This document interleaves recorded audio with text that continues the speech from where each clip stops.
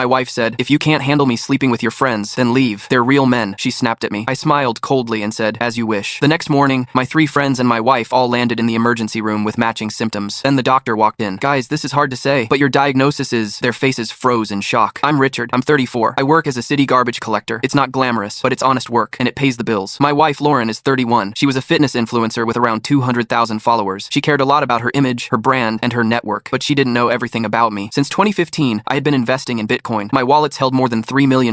I never told her. Something about the way she talked about my real job made me think she wouldn't understand. Things fell apart at a barbecue hosted by our personal trainer, Jason. Lauren was all over him that night. When I said we should leave at midnight, she told me she needed to help clean up. "You're being embarrassing," she hissed at me in front of everyone. I apologized and left alone, but something clicked that night. I ordered a voice-activated recorder. 3 days later, I hid it in our bedroom. For a week, nothing happened. Then Lauren said she had a strategy meeting with Jason and would be home late. The next morning, I listened to the recording. My blood ran cold. "God, I needed that," Lauren said. Her voice was breathless. "Me too. But Richard is getting suspicious," Jason replied. "Richard? Please. He's like furniture. Completely invisible." They both laughed. Then Jason mentioned the boys. He meant my friends, Chris and Brandon. This wasn't one affair. It was a rotation. Over the next 2 weeks, I kept recording. I discovered everything. Lauren was sleeping with Jason, Chris, and Brandon. They had a group chat where they mocked me. They called me the ghost because I was quiet and unaware. Even if he found out, what could he do? Brandon said. "The guy picks up trash for a living." I didn't confront anyone. I made a plan instead. I moved my important things to a secret apartment. Then I spoke to Sarah, a former nurse who had lost her license after a DUI. I had anonymously paid her legal fees months before. She still felt she owed me. "I need a health screening set up," I told her. "Everything legal and real, but presented with urgency." Around the same time, Lauren announced she wanted to launch a men's health initiative for her brand. "Great idea," I said. "I'll fund it. How does $25,000 sound?" She lit up. Jason, Chris, and Brandon were the first to sign up. Sarah ran legitimate tests at Jason's gym. All 3 men were healthy, but that's not what they were told. Each one received a panicked call. They were told there were elevated markers, resistant strains, and that urgent contact tracing was required. Within hours, they were spiraling. Their reputations started to crack as I anonymously leaked hints about a fitness influencer health scandal to local bloggers. Then I organized a transparency event at Jason's gym. It was packed, cameras everywhere. Halfway through Jason's shaky speech, hidden speakers played their recorded conversations. Every cruel joke, every insult. Lauren admitting she married me for stability, but wanted excitement elsewhere. The room went silent. Phones came out. The audio went viral within minutes. Jason tried to charge at me, but tripped into a weight rack. The video became a meme. The aftermath was brutal. Jason's gym closed. Chris lost his crypto clients. Brandon's real estate license was suspended. Lauren's sponsorships disappeared. Then came the divorce. My lawyer revealed my $3 million in premarital crypto assets. They were completely protected. But you're a garbage man," Lauren stammered. "I'm a garbage man who's smarter than you thought," I said. She walked away with nothing but debt. I kept everything. 6 months later, I'm in my new place with a partner who respects me. Lauren still texts me sometimes, begging to talk. I never respond. They thought I was furniture. But I was the one running the house the whole time. They just never bothered to notice. And the diagnosis they received that day, it wasn't just about STDs. It was consequences, a permanent condition, and completely untreatable.